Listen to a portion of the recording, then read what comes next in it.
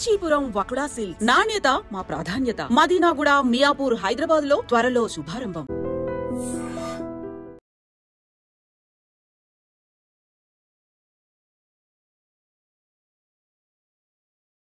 కదం ఎక్కువ కదిరి ప్రాంతం నుంచి ఎందుకు మహిళలు వెళ్తుంటారు? అంటే ఇక్కడ మాకు నేర్పు మాటలు ఎక్కువ ఉన్నాయి సార్. నేర్పు మాటలు అక్కడ దుబాయ్ లెక్క ఎక్కువ, మెడ్రాస్ అక్కడ దండిగా లెక్క వస్తుంది, కువైట్ లెక్క వస్తుంది. అక్కడ అమ్ముకునేది మాకు ఆడవాళ్ళకి తెలియలేదు కదా.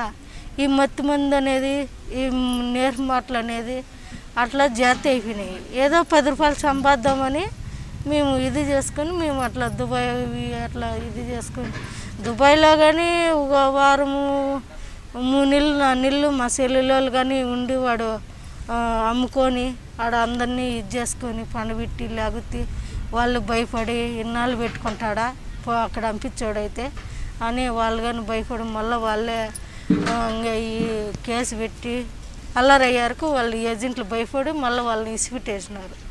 అప్పుడు వాళ్ళు కానీ వచ్చేసినారు, మళ్ళీ పోయినారు, మళ్ళీ వాళ్ళు భయపడి మళ్ళీ అక్కడి నుండి వచ్చేసినారు. ఇప్పుడు మా మేడంతో మళ్ళీ వచ్చినారు వాళ్ళు. ఇప్పుడు గల్ఫ్లో వెళ్ళిన దగ్గర ఆ ఇంటి ఓనర్ కొడుకు ఇద్దరే సచ్చితో ఉంటారా లేదా బయట వాళ్ళు కూడా తీసుకొస్తుంటారా? బయట వాళ్ళు కానీ ఇప్పుడు 10 మంది 20 మంది ఉండారంటే వాళ్ళ ఇంటి మగ పిల్లలే వాళ్ళు వచ్చి ఇప్పుడు వస్తాడు, ఒక కొడుకు వస్తాడు, వాడు వచ్చిన 2 జోడి వెళ్ళిపోయాక మళ్ళీ ఒకడు వస్తాడు 1 గంట తర్వాత డ్యూటీ చేసుకొని. వాడు డ్యూటీ చేసుకొని వస్తుంటే వాడు బట్టలు మార్చుకుంటాడు, నీళ్ళు పోసుకుంటాడు, పిలుస్తాడు. పోకుండా పోతే మనం పని చేసేకి వచ్చినాం కదా, పిలుతాంట్లో టీ చేసుకొని పోతా, టీ చేసుకొని పోతాంట్లో వాడు వాకిలు వేసేస్తాడు, వాకిలు వేస్తాంట్లో వాడితో ఉండి రావాల్సిందే. మళ్ళీ 1 గంట పోనాక ఒకడు వస్తాడు, వాడు అంతే టీ అని పిలుస్తాడు, వాడు అంతే. సాయంత్రానికి 10 మంది 15 మంది ఉండాల్సిందే.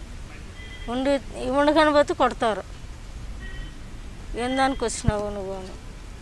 పక్కన పోతే కొడతారు, పోయినామంటే మనం తట్టుకోలేము. అంటే ఏ విధంగా హింసిస్తారా? హింసిస్తారా ఎందుకు గట్టిగా అరిచినామంటే దిండ్లేసి పగబెట్టి దిండ్లేసి అదం పడతారు నోటికి.